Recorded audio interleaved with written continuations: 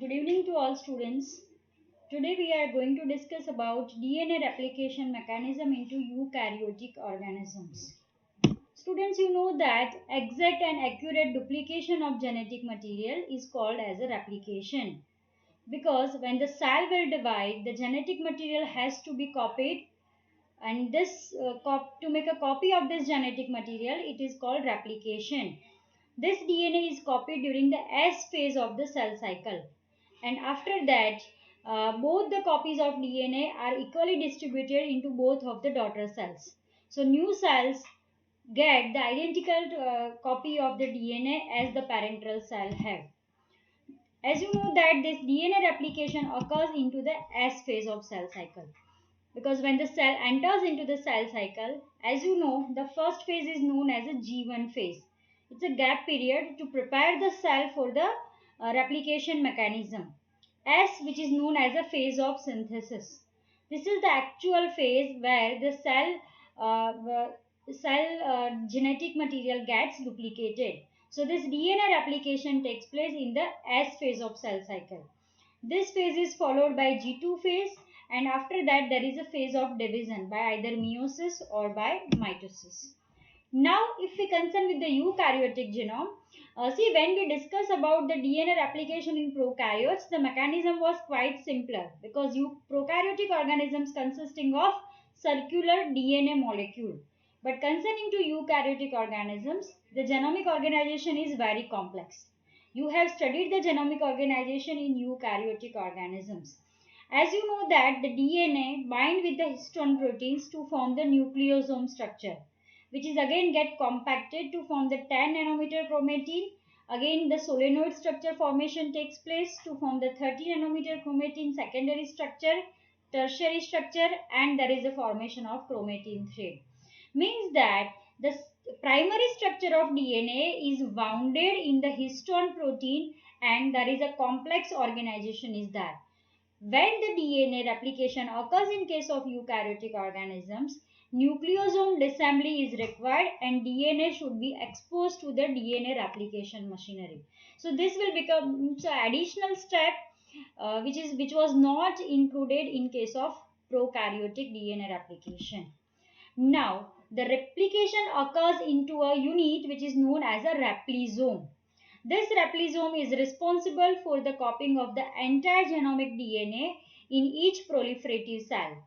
This replisome consisting of a large protein complex that carried out the DNA replication and start at the origin of replication. This process allows for the high fidelity transfer of the genetic material from the parental cell to the daughter cell, and so that it is referred that it is essential for all the organisms. Students, as you know, DNA replication occurs into the S phase of cell cycle. However, in case of eukaryotic organisms, the preparation of the process gets started into the G1 phase, which is known as a pre-initiation complex formation. So we can say that replication in eukaryotic organisms occurs into the S phase, but the pre-replication complex formation occurs into the G1 phase of cell cycle. As we have seen that due to the larger size of the chromosome in case of eukaryotes, the replication starts at a multiple point. So we can, if we compare with the eukaryotic genomic replication with the prokaryotic, we can say that prokaryotes had only single origin of replication. But eukaryotic organisms consisting of eukaryotic genome consisting of multiple origin of replication. In yeast, it is known as a autonomously replicating sequences. That is the origin of replication in yeast.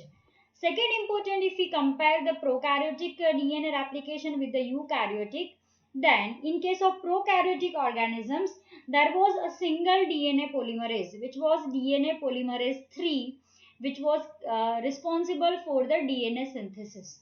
But in case of eukaryotic organisms, three different DNA polymerases are involved.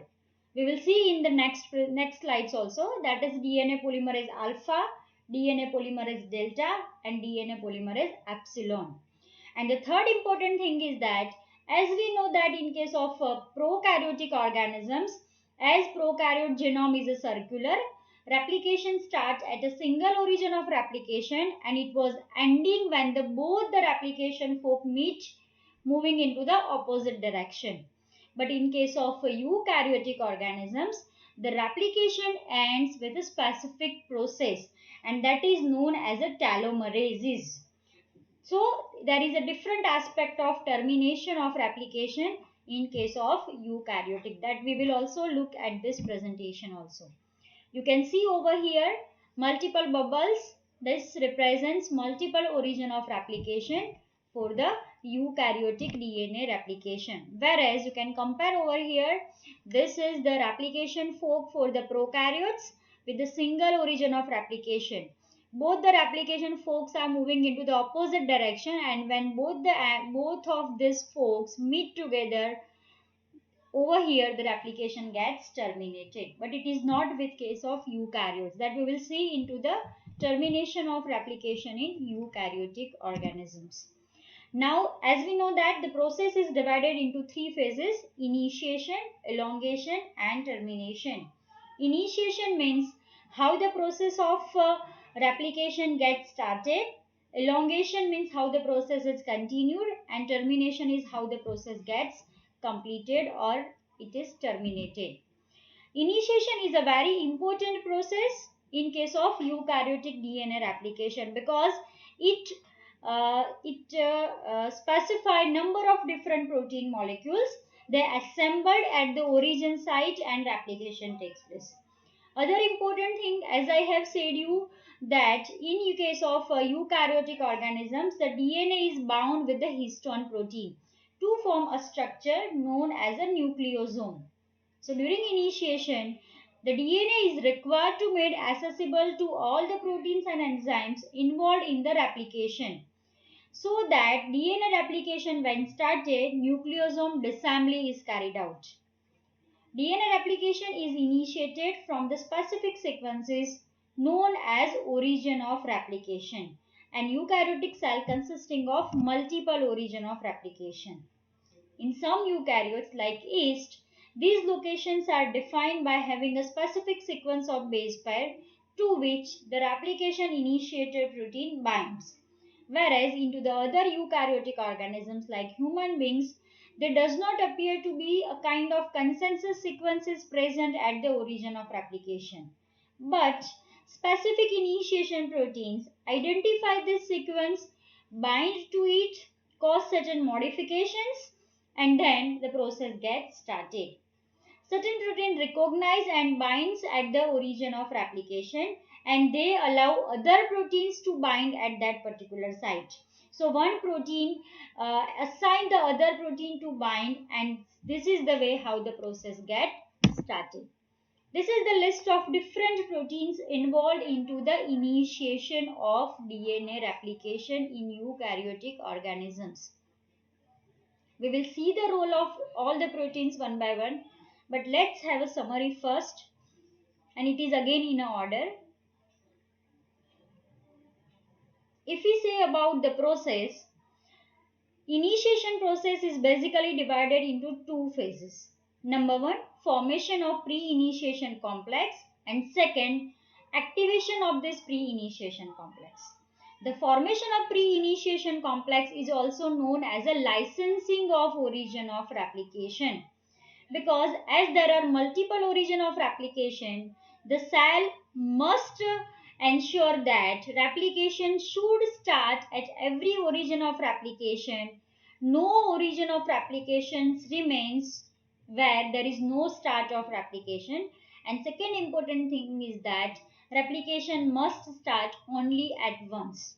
This is carried out by the formation of pre-initiation complex. That is also known as licensing of origin of replication. The first four proteins mentioned over here, that is ORC, which is known as a origin replication complex, CDC6, known as a cell division cycle 6 protein, CDT1, which is known as a CDC10 dependent transcript, and MCM27, which is known as a mini chromosome maintenance. This is a consisting of 6 subunits and it is a kind of helicase activity what was there in case of prokaryotes. These four proteins sequentially bind at the origin of replication and cause the formation of pre-initiation complex. The remaining proteins, including the CDK, known as a cyclin dependent kinase, DBP11, which is DBF4 dependent kinase, CDC45, that is cell division cycle 45 protein, genes, RPA protein, SLD2 and SLD3, DNA polymerase alpha, DNA polymerase epsilon, primase, and one more is that CDC7. These proteins are involved into the activation of pre-initiation complex. The formation of pre-initiation complex occurs into the G1 phase, whereas its activation occurs into the initial S phase of the cell cycle. We will see in the detail regarding this how activation takes place and how the formation of pre-initiation complex takes place. So this is the list as I have told you, pre-RC complex, pre-replication complex formation, where ORC, CDC6, CDT1 and MCM27 complex is involved. Whereas for the activation of licensed pre-RC, CDC7, SLD2, SLD3, DBP11, CDK, that is cyclin dependent kinase, CDC45, genes, DNA polymerase alpha, DNA polymerase epsilon, RPA and primases are involved. Now let's see how both of the processes are carried out. First is a pre-replicative complex formation. This is the first step of the formation of pre-initiation complex. This complex formation is very essential to start the DNA replication, as it is known as licensing of origin of replication. This pre-replication complex, it's a protein complex consisting of all the previously mentioned proteins and enzymes that form at the origin of replication during the initiation. And as I have stated, this process, that is the formation of pre-replicative complex, occurs into the G1 phase of cell cycle. Now you concentrate, the process is very easy, but you need to understand step by step. Into the orderly mention, all the proteins play a role into the formation of pre-replication complex, which involve first ORC, known as the origin recognition complex. After that CDC6 bind. The binding of ORC and CDC6 at the origin site facilitate the attachment of CDC1, and these three, ORC, CDC6 and CDT1, facilitate the attachment of MCM, that is a mini chromosome maintenance complex, which is known as a MCM2-7. So this all the proteins, all the four proteins assemble at the origin site, and the resulting complex known as a pre-replication complex. Now among these four, the first is a origin recognition complex. It is a multi-subunit protein consisting of 6 subunits that binds into all eukaryotes and archaea, and this is a ATP dependent enzyme. It is just an analog as DNA A protein in case of prokaryotic DNA replication. So if we understand the formation of pre-initiation complex, the first step is binding of origin recognition complex at the origin of replication. You can see in this figure, this is the origin of replication. First of all, ORC, as it consisting of 6 subunits, it is mentioned as a ORC 1 to 6 that binds to the origin. After binding of this ORC at the origin site, it facilitates CDC6 to join with the origin. So this ORC16 facilitate the joining of CDC6, and that in turn facilitate the joining of CDT1. So if we go step by step, first of all ORC is attached at the origin, then CDC6 attached, and then CDT1 attached over here. The attachment of these 3 molecules facilitate the attachment of MCM27.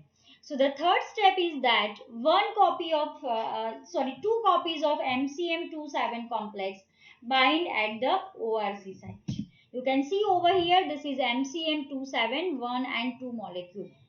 Students, this MCM is having a helicase activity, and this is an important enzyme for the actual process of initiation. We will see into the activation process also. But for MCM to bind over here, it requires the attachment of ORC, CDT1 and CDC6. MCM is having a kinase activity. This is the end of the formation of pre-initiation complex. We will see ahead that once this formation takes place, phosphorylation of MCM is carried out. And once both the molecules of MCM get phosphorylated, the dissociation of CDT1 and CDC6 is carried out. So basically you can say that the role of this three protein, that is CDT1, basically CDT1 and CDC6 is to facilitate the attachment of MCM at the origin site. This MCM, as I stated, it's a hexameric protein. It is a very key component for the pre-initiation complex, and it is involved into the formation of replication fork. This is having the helicase activity. The complex which is formed at ORIC site, which consisting of ORC, CDC6, CDT1 and MCM, and still this complex is in inactive form. So this is how the pre-replication complex formation takes place into the G1 phase of cell cycle. The second phase, which is known as the activation of licensed pre-replication complex. This complex must get activated to initiate the process, and it takes place into the S phase. This is the phase in which basically phosphorylation is carried out. Now concentrate, this is very important mechanisms. As we have said over here, into this particular slide, MCM has attached over here.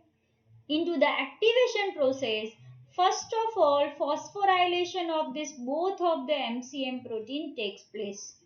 And this phosphorylation is carried out by CDC7. So if we understand the stepwise process for the activation of licensed pre-RC, the first step is CDC7 phosphorylate MCM27.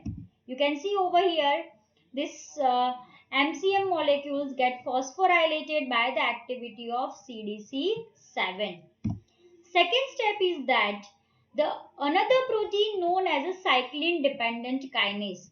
This protein carry out the phosphorylation of two molecules, SLD2 and SLD3. You can see over here in this particular step, SLD3, this is the SLD2, and both get phosphorylated by the activity of CDK, that is cyclin dependent kinase. So you can say phosphorylation of MCM27 by CDC7, it is the first step. Second, phosphorylation of SLD2 and SLD3 by CDK is the second step. Into the third step, these phosphorylated SLD2 and SLD7 form complex with DBP11. You can see in this particular step, both the molecules are phosphorylated, and these phosphorylated molecules bind with DPB11. So there is a formation of complex over here that is consisting of SLD2, SLD3 and DPB11. Now SLD2 interact with the genes protein and DNA polymerase epsilon. You can see in this particular fragment, this SLD2 with this two components bind. One is a genes and second is DNA polymerase epsilon. Whereas with SLD3, there is a binding of CDC45. You can see over here, SLD2 interact with genes protein and DNA polymerase epsilon, whereas SLD3 interact with the CDC45. And this resulting complex. Which complex? That consisting of DBP11, SLD3, SLD2, DNA polymerase epsilon, genes and CDC45. This particular complex interact with phosphorylated MCM27 complex at the origin of replication. So this is the way how activation is carried out. After the formation takes place, means the actual process which is required at the end of initiation is to make this MCM active, because it is an important protein having a helicase activity.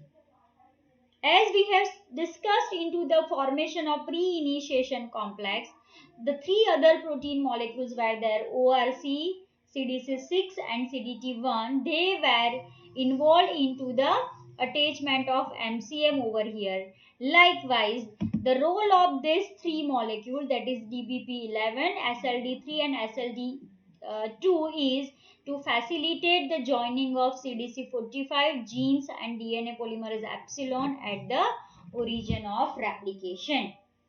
Once this process takes place, DBP11, SLD2 and SLD3 get removed from this site, and there is a formation of complex known as, consisting of this, which is known as a MCM27. This is the important, which is known as a CDC45 and genes. Whereas this DNA polymerases are involved into the synthesis of DNA molecule. So these three molecules form a complex which is known as a CMG complex.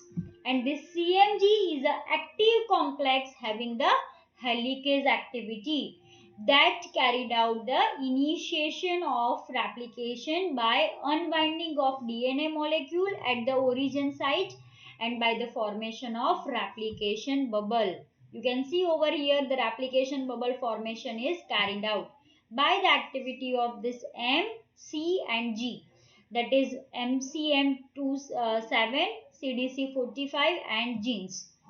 That is known as a CMG complex. So this is the way how the activation is carried out.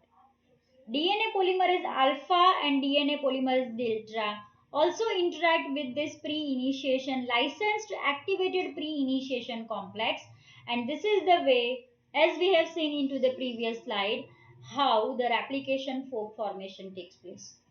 The formation of this complex CMG, consisting of CDC45, MCM27 and genes complex, which takes place, that is having the helicase activity, which carried out the unwinding of DNA in the direction of replication, formation of replication bubble and initiate the process of replication. So this is the end of initiation. The elongation process in case of eukaryotic DNA replication, that we will discuss in our next lecture. Thank you very much.